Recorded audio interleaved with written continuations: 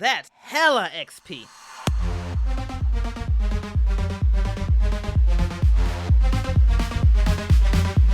Let's talk about your characters. And who's playing what, and like what were you thinking when you came up with some of this stuff? I don't have an Because answer to that. No. I feel like some you guys are so brilliant, and like you come up with some of the weirdest, coolest stuff. And yeah, that means we're starting with Emmett. Yeah. I don't know Right. why. That's crazy. So so I play Captain August Marsh. He's a pirate. Well, he wasn't always a pirate. He's a guy named Simon Harrow. But Hmm. uh, I was thinking about it leading up to this, and I'm like, well, when I'm playing the character, I don't put a lot of effort into thinking about this is Simon being August. So therefore, I think Simon's a little crazy, and that most of the Hmm. time he just thinks of himself as August, and what he concocted for like what a pirate must be like is the way that he is. But at the same time, everything then he believes 100% all of the things he decided. So when he says like every jail on every ship is the same, and if you hit it in the right place, it will open. He believes that 100%, even though it's almost never correct. Like so, it's like he sort of came up with the idea of what a pirate was supposed to be, became that thing, and then believed it so completely that that's just who he is now. And there's definitely a lot of weird things that he does and says. Grows out of that. Hmm. Why a pirate, and why this character playing a character? That's a good question. I mean, I think part of it, yeah. I mean, it led. I'm like, oh well, it sort of supported my sometimes sort of drive to like just do an absurdist sort of character. So I'm like, all right, Hmm. like this will be such an over the top pirate, but like if you understand that the context that this isn't necessarily how pirates are, but it's how he thinks they are, and Right, it right. it makes it slightly more believable. Um, and then yeah, why a pirate? I guess. I don't know. Sometimes I tend to play like kind of very erudite characters, very like and sometimes it's fun to just be kind of a weird brigand who's not he's not like a bad guy. He's not like a bad guy pirate, uh but I don't know that None of he's us are bad guys, right? super bright. No, no. We all mean well. Oh, I wasn't implying that you were. I No, just mean no, that, no. like a lot of times we hear pirate and we Oh, of think course. Sure. villain. So in this case, he's yeah. I don't know. He's the sharpest knife in the drawer all the time, and that's fine. He does talk to rats sometimes, and Yeah, Hmm. pigeons, and the Hmm. rats of the sky. yeah. I don't know why it's become a running thing accidentally that my characters talk to animals. Like it's become a weird running thing, and I don't know why.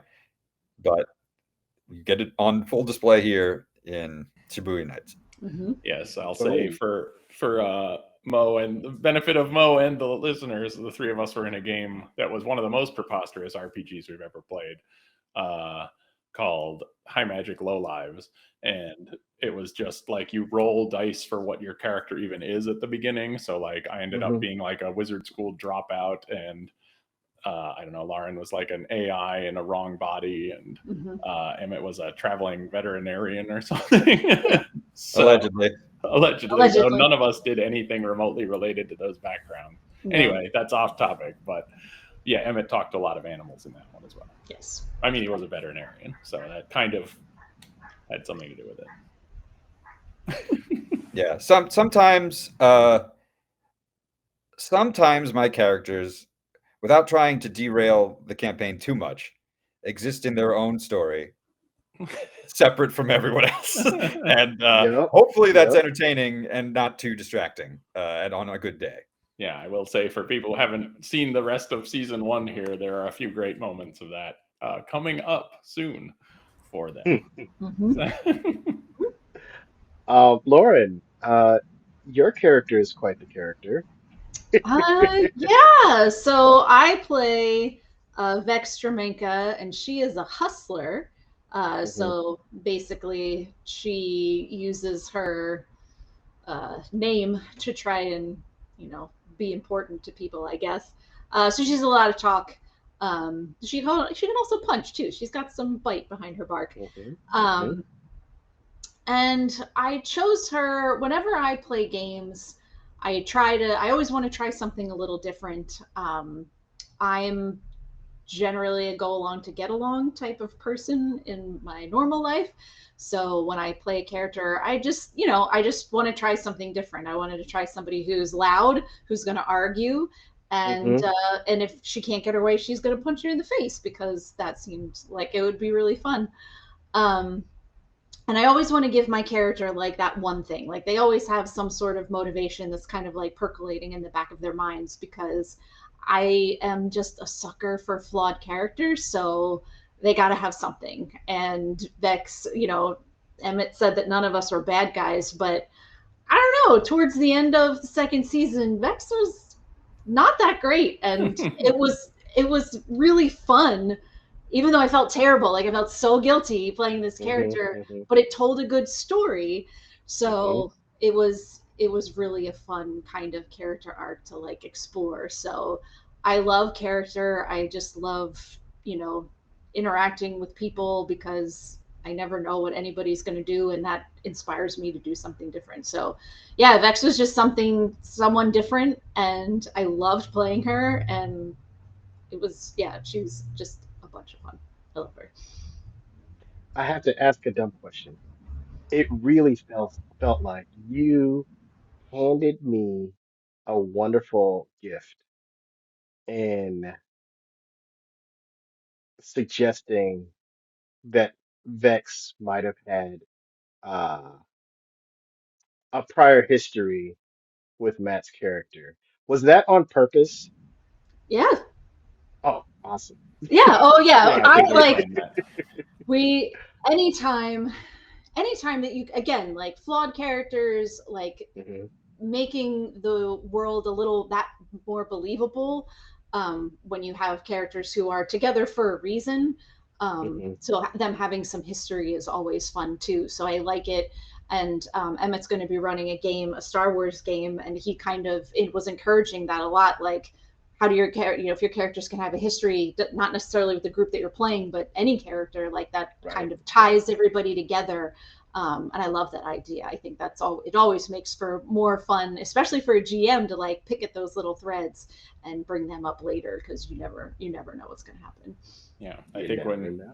I think when we were playing, like we were like we gave you the backstory, and it's like some GMs read the backstory, and Yeah, some are like, figure it out, we'll use it or we won't use it. right. And I think it was like a half hour or 45 minutes into the game, you're like, I'm gonna pick at that right now, like right off the bat, Uh immediately. I'm gonna have huh. this NPC pick at that. And I'm like, that's great. So we Yeah, know this will love be it. in there. It's awesome. How about you, Matt?